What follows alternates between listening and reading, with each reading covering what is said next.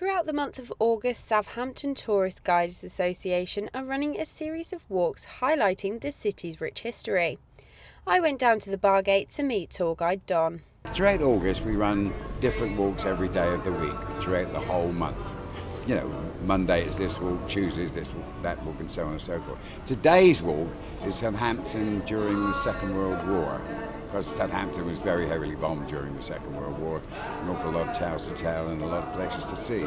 It was very heavily targeted. I think we were the 7th most heavily bombed town in Britain in terms of buildings lost. So that's what we're looking at today.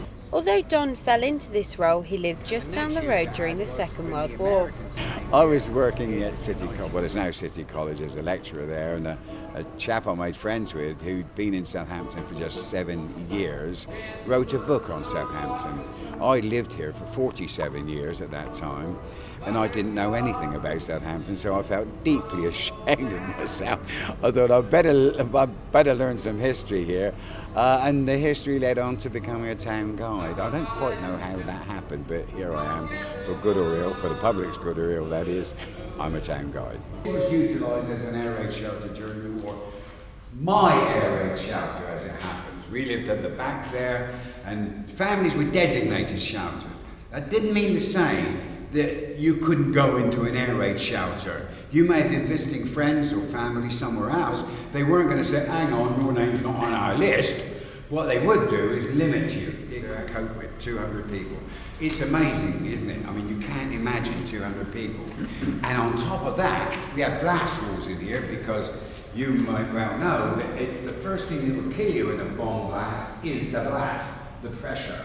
And a bomb dropping out there would kill everybody in here.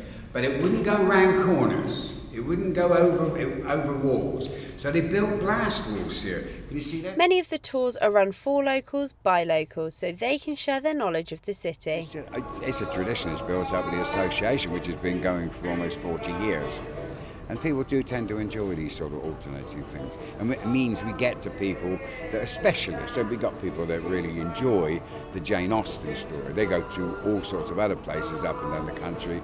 And Southampton being closely associated with Jane, they'd come here as well and do this special walk. Well, what we discover is with Southampton people, and we're talking nearly 250,000 people here, they are woefully ignorant of the history of the town. And it's not their fault. I don't think the town promotes itself in terms of tourism in the way that it should do.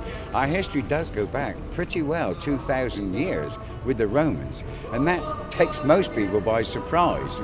The common comment at the end of our tours, even with Southampton people, is, my goodness, I never realised. You know, it's as simple and stark as that. So it's an educational experience for a good many of them, and we tend to think they enjoy it for that particular reason. So, whether you're an Austen enthusiast, a wartime expert, or just want to find out more about where you live, the city of Southampton has plenty of secrets for you to uncover. April Brown, Solent News Now.